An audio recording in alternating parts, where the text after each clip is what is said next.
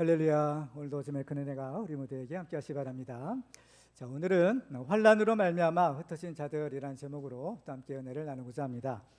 이 사도행전에는 초대교회 당시에 대표적인 두 개의 교회가 소개되고 있습니다. 하나는 예루살렘 초대교회이고 또 하나는 바로 안디옥 교회입니다. 오늘 본문에서 이 예루살렘 교회는 흩어지는 교회의 모습으로 또 안디옥 교회는 모이고 부흥하는 모습을 보여주고 있습니다. 우리는 지난 시간에 흩어지는 교회의 특징을 살펴보았습니다. 예루살렘 교회가 흩어지는 교회가 될 수밖에 없었던 이유는 하나님의 뜻을 알지 못했고 또 하나님의 뜻을 알아도 순종하지 않았기 때문입니다. 이에 비해서 안디옥 교회는 모이고 부흥하는 교회입니다. 안디옥 교회는 이방인 선교의 기지가 된 교회로서 바울을 선교사로 파송해서 바울이 이제 사방에 다니며 복음을 전파하고 또 교회를 세웠던 일이 있었습니다. 그래서 우리가 이렇게 예수님을 믿고 구원받게 된 것은 이렇게 쭉 따지고 올라가면 바로 이 안디옥 교회에 이 복음의 빛을 지고 있다라고도 볼 수가 있는 것입니다.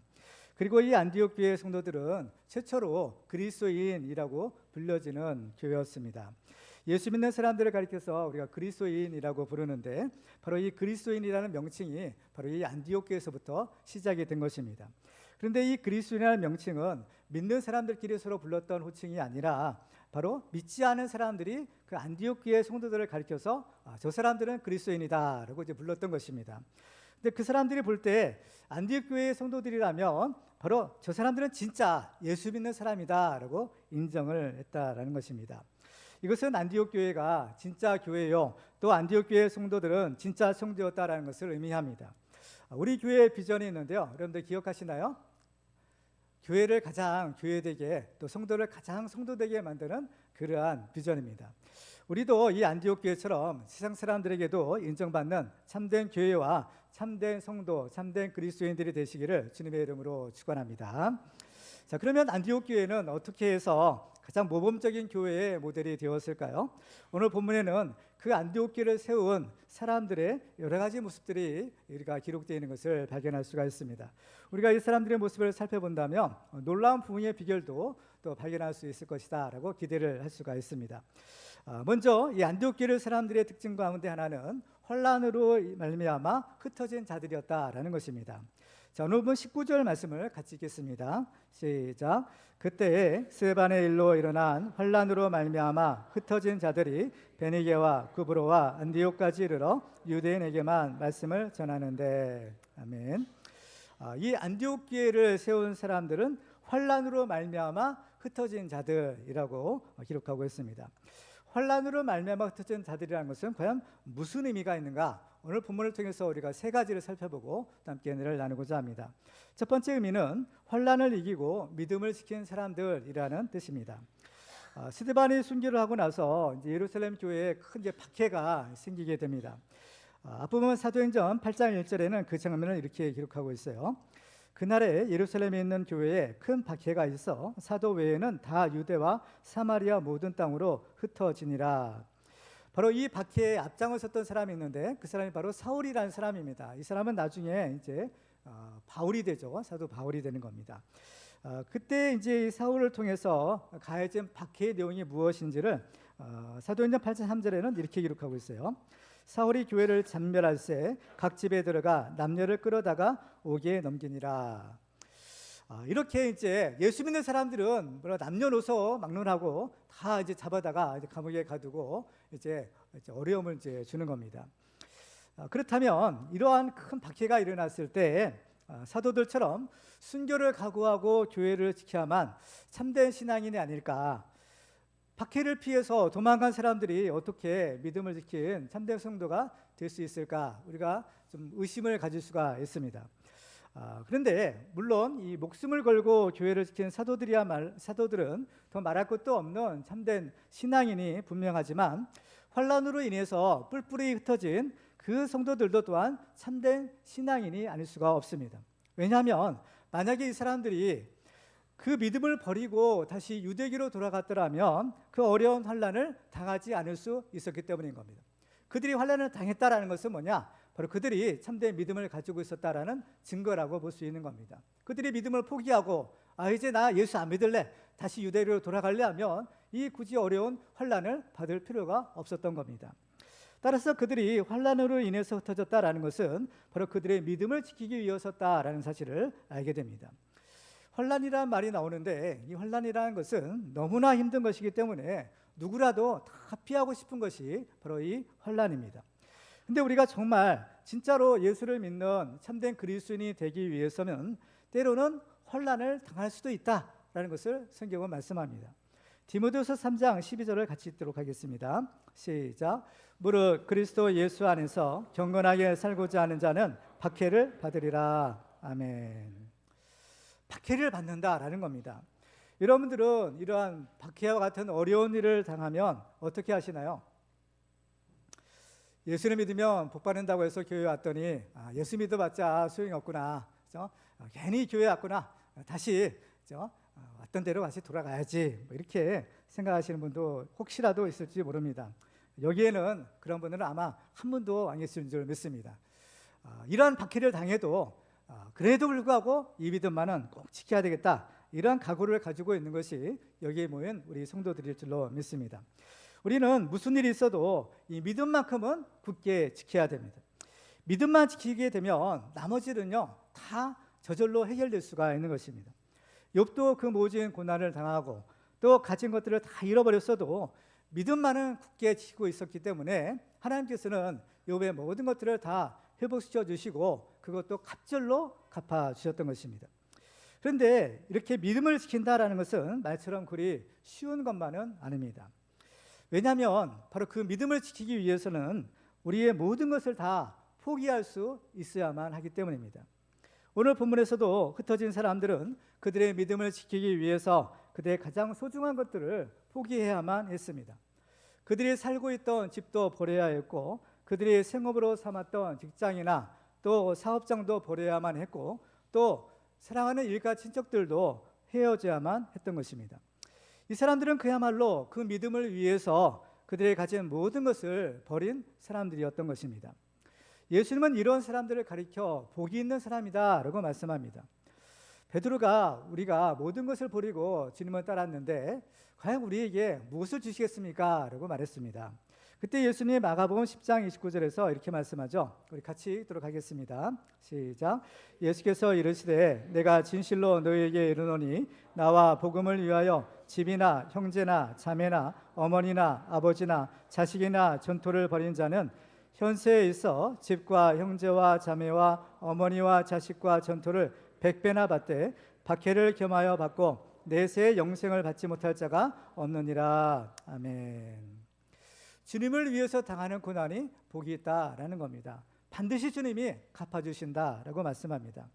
실제로 영국에서 1620년도에 모든 것을 버리고 신앙의 자유만을 찾아서 메이플라워라는 배를 타고 미국을 향해 떠났던 청교도들이 있었습니다. 이 사람들은 그야말로 이 신앙의 자유를 위해서 가진 것들을 다 포기하고 이제 미국을 향해서 항해를 떠납니다. 그래서 그 사람들로 인해서 바로 미국이라는 나라가 세워졌는데 오늘날 세계 최강대국이 되었습니다. 우리나라에서도 보면 해방 이후에 북한에 소련의 공산당이 북쪽 지방을 점령했습니다. 그래서 북한에 살던 믿는 사람들이 신앙의 자유를 찾아서 대거 이 남쪽으로 내려온 일이 있었습니다. 그 사람들은 거의 대부분 빈손으로 내려왔지만 이 사람들은 대부분 다 성공하고 잘 살게 되었고 또 그 사람들이 세운 교회도 크게 부흥하는 교회가 되었던 것입니다. 안디옥 교회를 세운 사람들도 바로 이 환난을 이기고 믿음을 지킨 사람들이었습니다. 그렇기 때문에 그 사람들은 이들이 세운 교회도 바로 그 성도들도 그 믿음을 본받아서 이 환난을 이기는 그 믿음의 승리자들이 될 수가 있었던 것입니다. 여러분은 어떻습니까? 여러분들에게 환난이 온다면 여러분은 그 환난을 이길 자신이 있으십니까? 아무 대답이 없으시네요. 믿음을 위해서라면 여러분들이 가진 모든 것을 다 포기할 수 있겠습니까? 이건 참 어려운 일입니다. 그렇죠? 이건 내 힘으로는 정말 불가능한 일이 아닐 수가 없는 겁니다. 그렇기 때문에 이것은요 오직 하나님이 도와주셔야만 되는 겁니다. 하나님이 도와주셔야만 이 믿음을 지킬 수 있다는 거죠. 그렇기 때문에 내가 믿음을 갖고 살아간다는 것도 이것이 하나님의 은혜의 결과인 것입니다. 고린도서 1장 8절과 9절을 같이 읽도록 하겠습니다. 시작.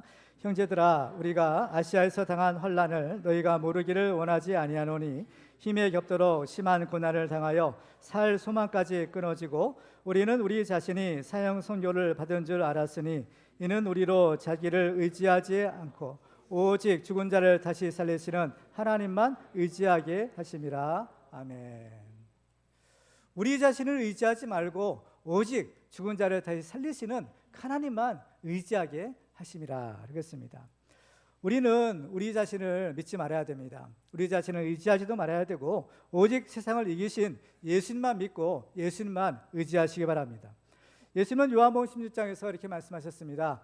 세상에서는 너희가 환난을 당하나 담대하라, 내가 세상을 이기었노라. 우리도 어떤 환난을 만나든지 세상을 이기신 그 예수님만 믿고 의지함으로 우리의 믿음을 굳게 지켜 하나님의 약속하신 모든 은혜와 복을 받는 축복의 주인공들 되시기를 주님의 이름으로 축원합니다. 두 번째로 환난으로 말미암아 흩어진 자들의 의미는 땅끝까지 복음을 전해야 할 사람들을 의미합니다. 이 오순절 성령 강림으로 시작된 예루살렘 초대교회는 놀랍게 부흥하는 교회였습니다. 베드로가 한번 설교하면 3,000명씩 또 5,000명씩 예수를 믿고 교회에 들어오는 역사가 생겼습니다. 그래서 예루살렘 교회는 양적으로만 부흥하는 것이 아니라 질적으로도 큰 부흥을 이루었습니다. 앞부분에서 사도행전의 그 예루살렘 초대교회의 모습을 기록한 부분들이 있었는데요. 그들은 사도의 가르침을 받아서 서로 교제하고 오로지 기도하기에 힘을 썼다라고 했습니다. 그리고 사도들을 통해서는 기사와 표적이 많이 나타났습니다. 또 재력 있는 사람들은 자기의 재산을 팔아서 또 어려운 사람들, 필요한 사람들에게 나누어 주었고 그들은 날마다 마음을 같이하여 성전에 모이기를 힘썼다고 했습니다. 이렇게 이러한 그 성도들의 모습을 통해서 바로 이 믿지 않은 사람들이 하나님을 찬양하는 그러한 일이 생기고 또 온 백성들에게 칭송을 받는 일이 생깁니다. 그러니까 주님께서는 그들에게 구원받는 자들의 숫자를 날마다 더하게 하셨다라고 했습니다. 그러니까 이 예루살렘의 이제 교회의 모습은요, 우리가 장차 들어가야 될 이 하나님 나라 천국의 모형과도 같은 그러한 교회였던 것입니다. 그러면 왜 이렇게 좋은 교회가 큰 환난을 당하고 그 성도들이 사방에 뿔뿔이 흩어지는 그러한 결과가 생기게 되었을까요? 그 이유는 그들이 바로 땅끝까지 복음을 전해야 되는 사람들이었기 때문입니다. 사도행전의 전체 주제이자 주님의 지상명령이 사도행전 1장 8절입니다. 우리 같이 한번 읽겠습니다. 시작. 오직 성령이 너희에게 임하시면 너희가 권능을 받고 예루살렘과 온 유대와 사마리아와 땅끝까지 이르러 내 증인이 되리라 하시니라. 아멘. 그래서 이제 제자들은요, 이 복음을 예루살렘에 있는 유대인들뿐만 아니라 온 유대와 사마리아 땅끝까지 전해야만 했던 것입니다. 그렇지만 그들은 이방인에게도 복음을 전해야 된다라는 사실은 전혀 모르고 있었고 또 하나님께서 여러 가지 방법으로 알려주셨어도 바로 그 뜻에 순종하지 않았던 것입니다. 그러니까 어쩔 수 없이 예루살렘 교회에 바로 큰 박해가 일어났고 그 결과 성도들은 사방으로 흩어지게 된 것입니다. 사람들은 보통 가보지 않는 그런 모험의 길을 가기보다는 익숙하고 편안한 곳에 안주하려는 성향이 있습니다. 베드로도 변화산 상에서 예수님의 그 변화된 영광의 모습을 보았을 때 우리가 여기 있는 것이 좋사오니라고 하면서 초막을 짓고 여기에 눌러 살자라는 제안을 합니다. 예수님의 영광을 본 베드로는 이제 그 천국의 맛을 미리 맛보게 된 것입니다. 그렇기 때문에 그 좋은 곳을 떠나고 싶지 않았던 것입니다. 그렇지만 예수님은 제자들을 데리고 다시 산 아래로 내려오셨습니다. 왜냐하면 아직은 이 세상에서 해야 할 일이 있기 때문이었습니다. 성경을 보면 하나님께서는 우리에게 사명의 땅을 향해서 가라라고 말씀합니다. 하나님께서 아브라함을 부르시는 장면을 보면요, 창세기 12장 1절에서 이렇게 말씀합니다. 한번 같이 읽어볼까요? 시작. 여호와께서 아브라함에게 이르시되 너는 너희 고향과 친척과 아버지의 집을 떠나 내가 내게 보여줄 땅으로 가라. 아멘. 하나님께서 아브라함에게 보여줄 땅은 바로 축복의 땅이자 동시에 사명의 땅이었습니다. 바로 그 땅을 얻기 위해서는 바로 이 아브라함이 현재 머무르고 있는 그곳을 떠나서 가라라고 하시는 겁니다. 고향과 친척과 아버지 집을 떠나서 하나님이 보여주시는 그 비전의 땅을 향해서 가야 했던 것입니다. 여러분은 지금 머물고 있는 곳이 어느 땅입니까? 편안하고 익숙한 곳만 고집하지 마시고 하나님이 주시는 그 사명의 땅을 향해서 앞으로 나아가시기 바랍니다. 우리가 사명을 망각하고 여기가 좋사오니라고 계속 고집하고 버티고 있다 보면 그 자리는 축복의 자리가 아니라 바로 이 환난의 자리가 될 수가 있는 것입니다. 그렇다면 우리가 있는 자리가 어떤 자리인지를 어떻게 알 수가 있을까요? 그것은 하나님의 말씀과 성령의 감동을 통해서 깨달을 수 있습니다. 그래서 우리는 항상 말씀을 통해서 우리가 현재 있는 곳이 어디이고 또 우리가 가야 될 곳이 어디인가라는 것을 분별하고 이 성령의 음성을 들어야 합니다. 그래서 이 예루살렘 교회를 들으면 바로 주님의 말씀이 주어졌음에도 불구하고 순종하지 않다가 큰 환난을 당하고 결국에는 어쩔 수 없이 흩어지는 일이 있었던 것입니다. 그렇지만 이와 반대로 이 복의 근원되는 아브라함의 경우에는 하나님의 말씀에 즉각 순종함으로 환난을 겪지 않고도 바로 하나님 주시는 그 축복의 땅을 향해서 나아갑니다. 창세기 12장 4절을 보시면 이에 아브라함이 여호와의 말씀을 따라갔고라고 했습니다. 바로 아무것도 보이지 않고 아무것도 잡히지 않지만 오직 하나님의 말씀만 의지해서 그 말씀에 순종해서 갔더라라는 겁니다. 그 결과 아브라함은 그야말로 복의 근원이 되어서 바로 모든 인류를 구원하는 그런 믿음의 주상이 되었던 것입니다. 하나님께서 아브라함을 부르셨을 때 아브라함에게 약속하신 축복이 있습니다. 그 복의 근원이 되는 축복인데 창세기 12장 2절과 3절을 같이 읽겠습니다. 시작. 내가 너로 큰 민족을 이루고 내게 복을 주어 내 이름을 창대하게 하리니 너는 복이 될지라. 너를 축복하는 자에게는 내가 복을 내리고 너를 저주하는 자에게는 내가 저주하리니 땅의 모든 족속이 너로 말미암아 복을 얻을 것이라 하신지라. 아멘. 우리도 이 주님의 말씀에 순종하여 땅끝까지를 복음을 전하는 복의 근원들이 다 되시기를 주님의 이름으로 축원합니다. 자, 마지막으로 이 환난을 통해 말미암아 흩어진 자들이라는 의미는 그리스도의 고난을 당하는 사람을 의미합니다. 이게 무슨 뜻이냐? 이 고난이라는 말이 있어요. 우리가 당하는 고난, 또 환난 이런 어려운 일들이 있는데 우리가 당하는 이 고난의 성격을 크게 두 가지로 나누어 볼 수 있는 겁니다. 한 가지는 바로 내가 잘못해서 당하는 고난입니다. 또 한 가지는 나의 잘못과 상관없이 하나님의 섭리에 의해서 당하는 고난입니다. 먼저 나의 잘못으로 인해서 당하는 그런 징계로서의 고난이 있는데요. 야고보서 1장 13절과 14절에 보시면 이렇게 기록합니다. 사람이 시험을 받을 때 내가 하나님께 시험을 받는다 하지 말지니 하나님은 악에게 시험을 받지도 아니하시고 친히 아무도 시험하지 아니하시느니라. 오직 각 사람이 시험을 받는 것은 자기 욕심에 끌려 미혹됨이니라고 하십니다. 여기서의 시험은 바로 자기 욕심과 같이 바로 자기의 잘못으로 인해서 당하는 고난을 의미합니다. 대부분의 이러한 그 어려움은 바로 이 첫 번째 이유로 당하는 고난들입니다. 그런데 이러한 고난일지라도 이 고난은 하나님이 우리를 사랑하시기 때문에 주시는 바로 은혜의 고난입니다. 히브리서 12장 5절 이하에 보면요 이렇게 말씀합니다. 내 아들아 주의 징계하심을 경히 여기지 말며 그에게 꾸지람을 받을 때에 낙심하지 말라. 주께서 그 사랑하시는 자를 징계하시고 그가 받아들이시는 아들마다 채찍질하심이라 하였으니 너희가 참음은 징계를 받기 위함이라. 하나님의 아들과 같이 너희를 대우하시나니 어찌 아버지가 징계하지 않는 아들이 있으리요? 징계는 다 받는 것이거늘 너희에게 없으면 사생자요 친아들이 아니니라. 이 하나님의 이 징계도 바로 우리를 죽이려는 것이 아니라 망하게 하는 것이 아니라 바로 우리를 살리려고 하고 바로 우리에게 복을 주시기 위함이구나 라는 사실을 알게 됩니다. 또 하나님의 섭리에 의한 고난이 있습니다. 이런 것과 상관없이 하나님의 뜻에 의하여 하나님의 섭리에 의하여 이루어지는 고난이 있는 것입니다. 이러한 고난은 자기 때문에 자기의 어떤 잘못이나 또 자기를 위하는 것이 아니라 오직 다른 사람을 위하여 당하는 고난인 겁니다. 예루살렘 교회가 이 큰 환난을 당했는데 그 환난을 당하는 궁극적인 이유와 목적이 있는 겁니다. 그것은 바로 다른 사람들을 살리기 위함인 것입니다. 예수님께서 제 아들에게 사도행전 1장 8절의 말씀을 지상 명령으로 주셨는데 그 이유는 바로 예루살렘에 있는 유대인들뿐만 아니라 온 유대와 사마리아와 땅끝에 있는 그 많은 사람들을 구원하시기 위함인 겁니다. 이 구원이라는 것이 하나님께서 우리에게 주시는 궁극적인 최고의 축복인 겁니다. 바로 지옥 갈 사람이 지옥 가지 않고 하나님 나라 천국 간다는 것이 가장 큰 축복이 아닐 수가 없는 것입니다. 그래서 이 복음을 전해야 되는 겁니다.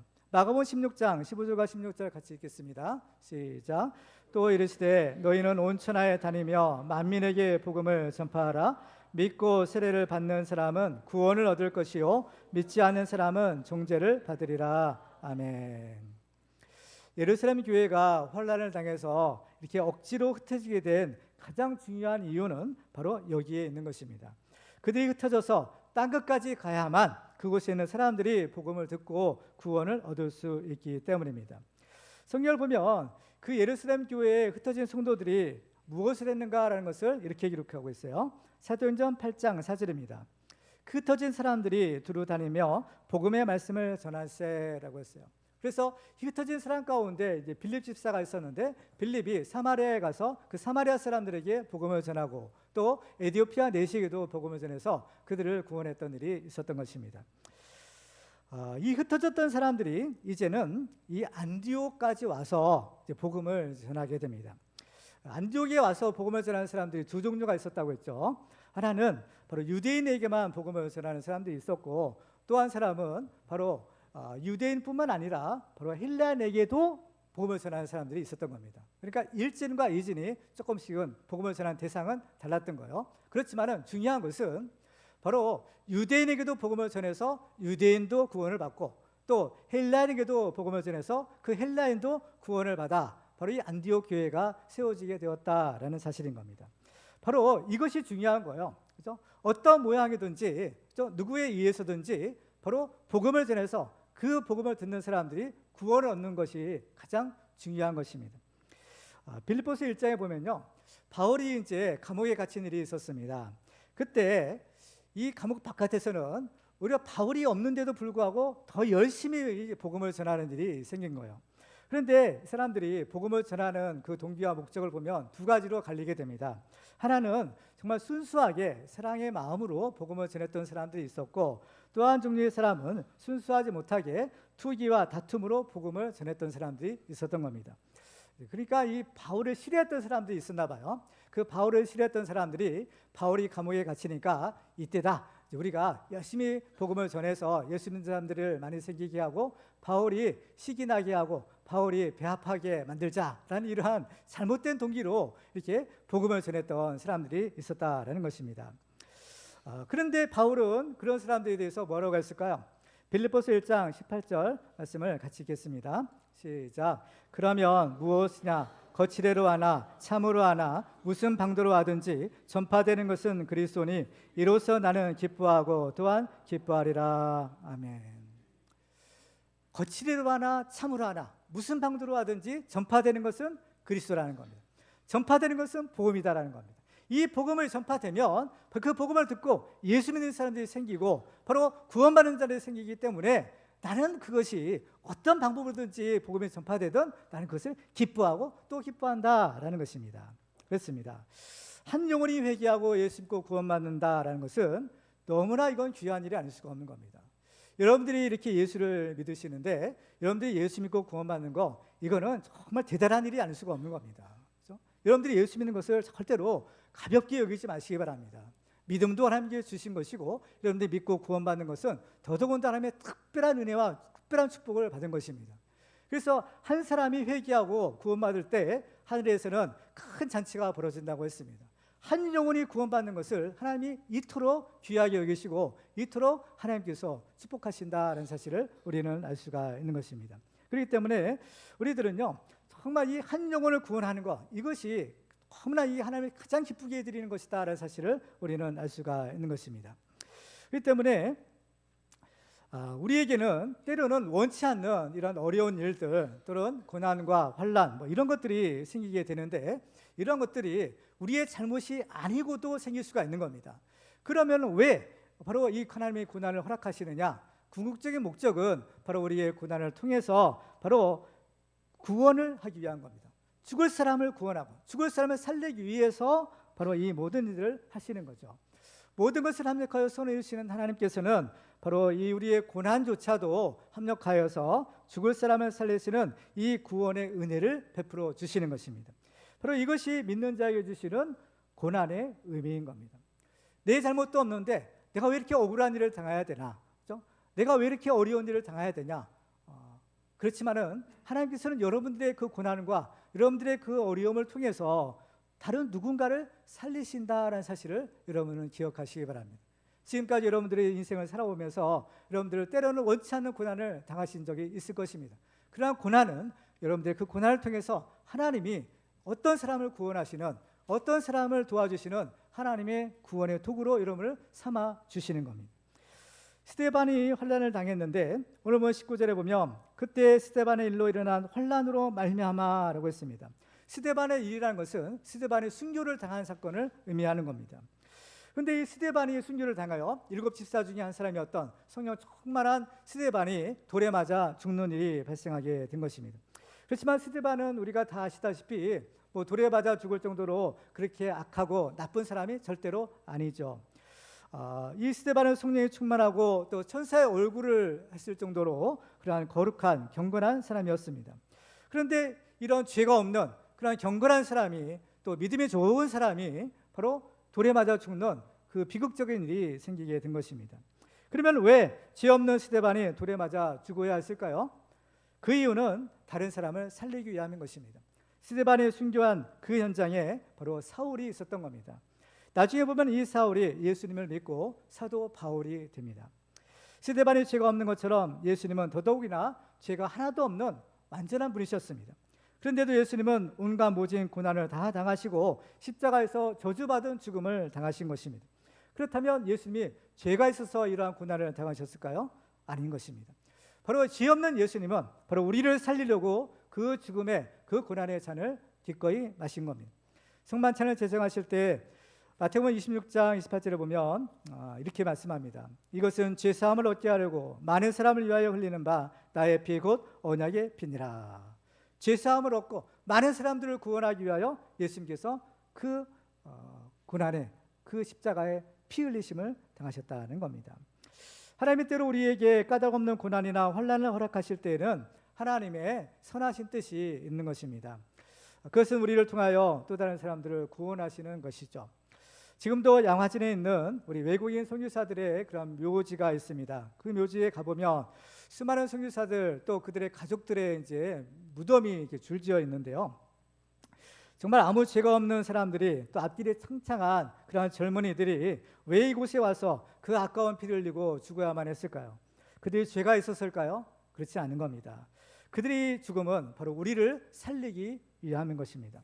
그들은 복음의 빚진 자의 심정으로 생전 들어보지도 못했던 이 지금의 대한민국이죠. 이 땅으로 가라는 주님의 명령에 순종해서 왔고 또 주님의 말씀에 순종하여 피를 흘린 것입니다. 사도 바울도 자기가 당하는 환난은 다른 사람을 위한 것이다 라고 말합니다. 에베소 3장 13절에 보시면 그러므로 너희에게 구하노니 너희를 위한 나의 여러 환난에 대하여 낙심하지 말라 이는 너희의 영광이니라 라고 합니다. 바울이 복음을 전하러 다니면서 수많은 고난을 당했던 것을 얘기한 적이 있죠. 40에 하나의 가만 말을 얼마나 받고 막 온갖 고난을 다 당한 겁니다. 그러한 환난은 누구를 위해 당한 거냐? 바로 너희를 위해서 당한 것이다 라고 말하는 겁니다. 고린도서 1장 6절을 같이 읽겠습니다. 시작. 우리가 환난 당하는 것도 너희가 위로와 구원을 받게 하려는 것이요 우리가 위로를 받는 것도 너희가 위로를 받게 하려는 것이니 이 위로가 너희 속에 역사하여 우리가 받는 것 같은 고난을 너희도 견디게 하느니라. 아멘. 여기에 계신 분들 가운데는 정말 이 환난을 통해서 오신 분도 있을 것입니다. 이 환난이라는 큰 어려움을 당했지만 그 환난을 통해서 하나님께서 여러분을 이곳으로 인도해 주셨다면 바로 이곳이 안디옥 교회와 같은 축복의 자리요 또 구원의 자리가 될 줄로 믿습니다. 그 안디옥 교회를 세운 사람들은 환난으로 말미암아 흩어진 사람들이었습니다. 그들은 모든 환난을 통해서 이 고난의 흔적을 지니고 있는 사람들이었던 것입니다. 그 고난의 흔적이라는 것은 매를 맞고 감옥에 갇히는 고난을 통해서 생겨난 육체의 그러한 흔적, 상처일 수도 있고 아니면 사랑하는 가족이나 또 사랑하는 동료를 잃고 통곡하던 사람들의 마음에 난 마음의 상처일 수도 있는 것입니다. 그래서 그들은 그 고난의 흔적을 통해서 예수님처럼 다른 사람을 살리는 그 일을 할 수가 있었던 겁니다. 누가 다른 사람을 살리느냐? 바로 이 고난의 흔적을 지닌 사람만이 바로 다른 사람을 살리는 일을 할 수 있는 겁니다. 왜냐? 예수님 자신이 바로 십자가를 지시고 그 고난의 흔적을 지니시고 바로 우리를 구원해 주셨기 때문인 겁니다. 그래서 골로새 1장 24절에 보면 나는 이제 너희를 위하여 받는 괴로움을 기뻐하고 그리스도의 남은 고난을 그의 몸된 교회를 위하여 내 육체에 채우노라 라고 했습니다. 바울이 고난당하는 것이 바로 주님이 고난당하는 것이다. 주님의 남은 고난을 바로 내 육체에 채우는 것이다 라는 표현을 쓰는 겁니다. 그래서 바울은 자기가 당한 이 고난의 흔적을 가리켜 예수의 흔적이라고 불렀습니다. 갈라디아서 6장 17절에 보면 이후로는 누구든지 나를 괴롭게 하지 말라 내가 내 몸에 예수의 흔적을 지니고 있노라 말합니다. 예수의 흔적이라는 것은 뭐예요? 바울의 복음을 전하기 위해서 당했던 그 고난의 흔적인 것입니다. 그렇기 때문에 정말 우리가 예수 믿는 사람치고 고난이 없는 사람은 아무도 없는 것입니다. 예수님 자신도 고난을 당하셨고 예수님의 그 12 사도들도 다 고난을 당한 겁니다. 다 예수님의 제자들을 보세요. 다 순교를 당한 겁니다. 그리고 죽지 않은 한 사람이 있었는데 그 사람이 바로 요한이었어요. 요한을 가리켜서 살아있는 순교자라고 부릅니다. 요한을 죽이기 위해서 끓는 가마에 던져졌지만 요한이 죽지 않고 살았던 거죠. 그 요한이 이렇게 말합니다. 요한계시록 1장 9절에 보면 나 요한은 너희 형제요 예수의 환난과 나라와 참음에 동참하는 자라라고 합니다. 특별히 자기를 가리켜 예수의 환난에 동참하는 자다라고 말합니다. 여러분은 어떤가요? 사도 바울처럼 또 요한처럼 그 예수의 흔적을 지니고 계신가요? 믿음을 지키고 다른 사람을 살리기 위하여 내가 지닌 그 고난의 흔적은 과연 무엇입니까? 바로 이 고난의 흔적이 있는 사람이 복이 있는 사람이다라고 말씀합니다. 예수님도 이 십자가의 고난의 흔적을 지니시고 바로 부활하신 겁니다. 바로 예수님은 부활하실 때 완전한 육체를 가지고 신령한 육체를 가지고 부활하셨지만 이상하게도 예수님이 십자가에 달려 들어가실 때 받은 그 고난의 흔적들, 예수님이 두 손과 두 발에 그 대못을 박히고 또 가시면류관을 쓰시고 옆구리에는 창을 받으시는 바로 그 상처들이 있잖아요. 그 상처들만은 없어지지 않고 그대로 그 고난의 흔적을 지니고 부활하신 것입니다.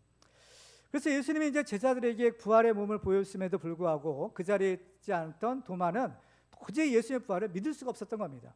그래서 이 도마가 진짜 예수님이 부활하셨다면 내 손을 내밀어서 그 예수님의 손에 그 못자국난 손을 내가 넣어보고 그 내 손을 그 옆구리에 넣어보지 않고는 믿지 않겠다라는 말을 한 겁니다. 바로 예수의 부활의 표적으로 바로 이 예수의 흔적을 십자가에 당한 그 고난의 흔적을 요구하는 것이죠. 그래서 예수님이 나중에 도마에게 나타났을 때 도마에게 이렇게 말합니다.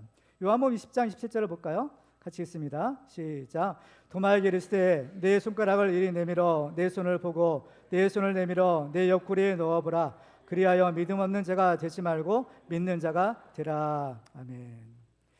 부활하신 예수님이 이 고난의 흔적을 지니셨다는 겁니다. 그러니까 이 고난의 흔적은요 사실은 영광의 흔적인 겁니다.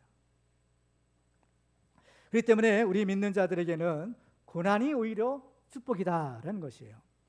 로마서 왜 그러냐? 로마서 8장 17절 18절을 같이 읽습니다. 시작. 자녀이면 또한 상속자 곧 하나님의 상속자요 그리스도와 함께한 상속자니 우리가 그와 함께 영광을 받기 위하여 고난도 함께 받아야 할 것이니라.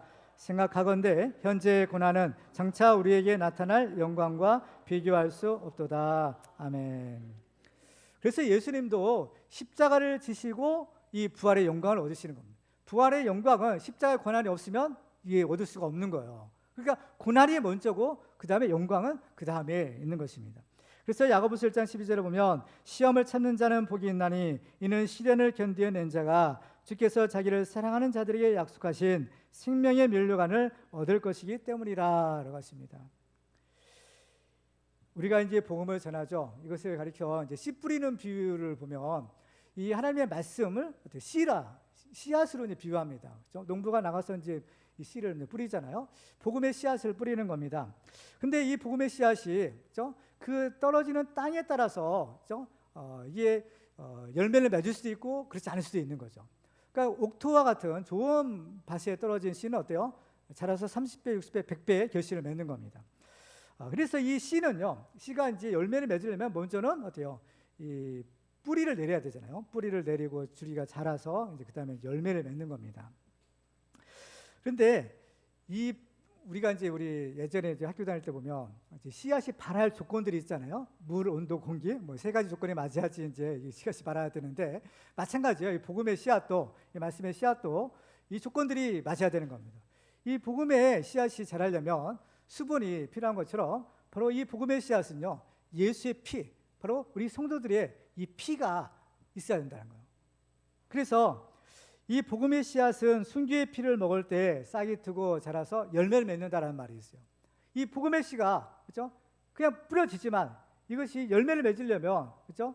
이 순교의 피가 있어야 된다는 겁니다. 요한복음 12장 24절을 같이 읽겠습니다. 시작. 내가 진실로 진실로 너희에게 이르노니 한 알의 밀이 땅에 떨어져 죽지 아니하면 한 알 그대로 있고 죽으면 많은 열매를 맺느니라. 아멘. 그렇습니다. 그렇기 때문에 이 고난이라는 것은요, 생명을 낳는 것입니다. 그리고 또 다른 생명을 얻기 위한 하나님의 신비가 바로 이 고난인 것이죠. 고난이 없으면 이 생명의 역사가 없게 되는 거예요. 우리가 다 이제 부모님으로부터 우리가 태어났는데 부모님들이 우리를 낳으실 때 보면 어때요? 해산의 수고를 한다고 하잖아요. 그렇죠? 이 해산의 수고와 같은 이 고난이 없으면 생명의 역사는 일어나지 않는 겁니다. 주님께서도 우리의 생명 주시기 위하여 자신이 십자가에 달리시는 고난을 당하셨던 겁니다. 그러니까 이 고난이라는 것은 어렵고 힘든 것이지만 또 이 고난을 통해서만 이 생명의 역사가 이루어지는 이 하나님의 신비가 이 고난에 있는 겁니다. 그렇죠? 그렇기 때문에 우리가 이 고난을 받을 때 우리 한번 생각해 볼 필요가 있는 겁니다. 물론 우리의 잘못도 우리가 생각해내고 회개도 해야 되지만 그렇지 않을 때 내가 왜 고난을 당할까? 그래서 하나님께서 우리에게 주시는 은혜의 고난이 있구나라는 사실인 겁니다. 내가 고난을 받음으로써 바로 누군가를 내가 도와줄 수 있고 내가 고난을 받음으로써 누군가를 살릴 수 있는 고난이 바로 하나님께서 우리에게 허락하시는 그 고난의 의미인 것입니다. 그래서 이 고난조차도 하나님의 섭리 가운데 이루어지고 있는 겁니다. 이사야서 45장 7절을 같이 읽겠습니다. 시작. 나는 빛도 짓고 어둠도 창조하며 나는 평안도 짓고 환난도 창조하나니 나는 여호와라 이 모든 일들을 행하는 자니라 하였노라. 우리들은 어둠보다는 밤보다는 낮이 좋고 빛이 좋고 또 환난보다는 평안을 좋아합니다. 뭐 환난 좋아하는 사람, 어둠 좋아하는 사람은 아무도 없을 거예요. 그렇지만은 하나님은 빛도 지으시지만 또 어둠도 창조하시고 평안도 지으시지만 환난도 창조하신다라고 말씀합니다. 그러니까 우리는요, 이 하나님의 섭리는 우리가 다 이해할 수가 없는 겁니다. 그러니까 하나님께서는 이 모든 것을 다 합력하여서 선을 이루게 하시고 우리의 구원을 이루어 가시는구나라는 사실을 알 수가 있는 것입니다. 그래서 베드로는 우리가 고난당하는 것을 이상하게 여기지 말고 오히려 즐거워하라라고 말씀합니다. 베드로서 4장 12절 13절 같이 읽어볼까요? 시작. 사랑하는 자들아 너희를 연단하려고 오는 불시험을 이상한 일을 당하는 것 같이 이상히 여기지 말고 오히려 너희가 그리스도의 고난에 참여하는 것으로 즐거워하라. 이는 그의 영광을 나타나실 때에 너희로 즐거워하고 기뻐하게 하려 함이라. 아멘. 여러분 가운데 혹시 고난을 당하고 있는 분이 계신가요? 환난 중에 있는 분이 혹시 계십니까? 그렇다면 예수님을 믿으시고 예수님께 기도하시기 바랍니다. 왜냐하면 예수님은 그 고난당하는 사람들, 환난당하는 사람들을 능히 도와줄 수 있는 분이시기 때문입니다. 왜냐? 예수님 자신이 환난당하시고 예수님 자신이 고난을 당하셨기 때문입니다. 그래서 히브리서 2장 17절에 보면 그러므로 그가 범사의 형제들과 같이 되심이 마땅하도다. 이는 하나님의 일에 자비하고 신실한 대제사장이 되어 백성의 죄를 속량하려 하심이라. 그가 시험을 받아 고난을 당하셨은즉 시험 받는 자들을 능히 도우실 수 있느니라 라고 말씀합니다. 바로 예수님 자신이 시험을 받으시고 십자가의 고난을 당하셔서 우리를 구원하시고 우리를 살리셨듯이 우리도 이 고난의 십자가를 지는 겁니다. 그래서 예수님은 아무든지 나를 따라오려거든 자기를 부인하고 뭘 지어야 돼요? 자기 십자가를 지고 따라가야 된다는 겁니다. 이 십자가가 뭐예요?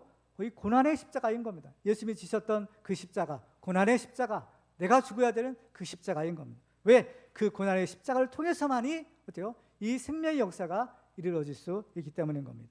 그래서 예수님이 그 십자가를 통해서 우리를 구원하신 것처럼 우리도 우리의 십자가를 통해서 또 다른 사람을 구원할 수 있게 되는 것입니다. 그렇기 때문에 우리는 우리가 당하는 이 고난을 통해서 바로 우리의 가정이 살고 우리의 자녀가 살고 또 다른 사람들을 살릴 수 있는 바로 하나님의 사람들이 될 수가 있는 것입니다. 마지막으로 고린도서 4장 17절을 같이 읽도록 하겠습니다. 시작. 우리가 잠시 받는 환난에 경한 것이 지극히 크고 영원한 영광에 중한 것을 우리에게 이루려 함이니. 아멘. 우리도 예수님처럼 사도 바울처럼 우리의 고난을 통해서 많은 사람들을 구원하고 살리는 그러한 축복의 주인공들 되시기를 주님의 이름으로 축원합니다. 이제 말씀을 맺겠습니다. 오늘 우리는 이 안디옥 교회를 세운 사람들의 특징 가운데서 환난으로 말미암아 흩어진 사람이라는 의미가 무엇인지를 살펴보았습니다. 우리도 이 안디옥 교회를 세운 사람처럼 환난 가운데서도 우리의 믿음을 굳게 지키고 예수 그리스도의 고난의 은적을 지니고 땅까지 복음을 전해서 많은 사람을 구원하고 하나님께 영광 돌리는 우리 모두가 되시기를 주님의 이름으로 축원합니다. 기도하겠습니다. 오늘 말씀 우리가 기억하면서 우리 함께 기도하기를 원합니다. 하나님, 우리가 환난 가운데 우리의 믿음을 지킬 수 있도록 도와주시옵소서. 우리에게 주신 귀한 사명이 있습니다. 땅까지 복음을 전하는 하나님의 충성된 종들 되게 하여 주시고 우리의 고난을 통하여 또 다른 삶을 살리는 하나님의 생명의 역사가 일어나게 하여 주옵소서. 나의 고난을 통하여 우리 가족 식구들이 살게 하시고 나의 고난을 통해서 우리 자녀들이 살게 하시고 나의 고난을 통해서 우리 교회가 살고 나라가 사는 하나님의 축복의 역사가 이루어지게 하여 주시옵소서. 우리 주여 한번 부르시고 기도하겠습니다. 주여. 하나님 아버지, 주님의 은혜 감사합니다.